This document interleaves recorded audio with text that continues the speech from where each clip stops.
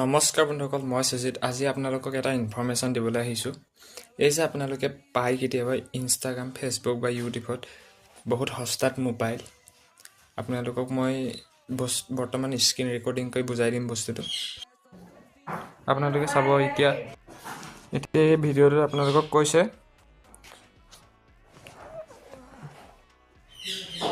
iPhone X আপোনাৰ 2000, XR 2000, SX 2011, 2011 Pro 2500 এনেকৈ আপোনাৰ বহুত সস্তাত। চ' এতিয়া আপোনালোকে এইটো এনেকৈ অৰ্ডাৰ দিবলৈ হ'লে সিহঁতক হোৱাটছআপ পেজ দি দিয়ে। হোৱাটছআপ পেজত দি দিয়াৰ লগে লগে এনেকৈ আপোনাৰ হোৱাটছআপত মই জইন হৈ গ'লোঁ। তেতিয়া এনেকৈ প্ৰাইচটো দি দিলে। এতিয়া ইয়াৰটোৱে মই ক'লোঁ আপোনাৰ iPhone 15 4000, 15টো লিখি দিলোঁ। এনেকৈ ক'লে 100 বুকিং চাৰ্জ, এডভান্স মেট্ৰিং, কেছ অন ডেলিভাৰী আছে এনেকৈ কয়। তাৰপৰা এনেকৈ এড্ৰেছ দি দিলোঁ। তাৰপৰা এনেকৈ স্কেনাৰখন কয় এই 100 টকা বুকিং চাৰ্জ লাগিব, এডভান্স বুলি কয়। এতিয়া মই 100 টকাটো দি দিলোঁ সিহঁতক।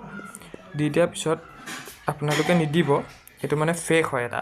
এনেকৈ কয় কংগ্ৰেচুলেশ্যন আপকা অৰ্ডাৰ কনফাৰ্ম হৈ গয়া এনেকৈ কয়।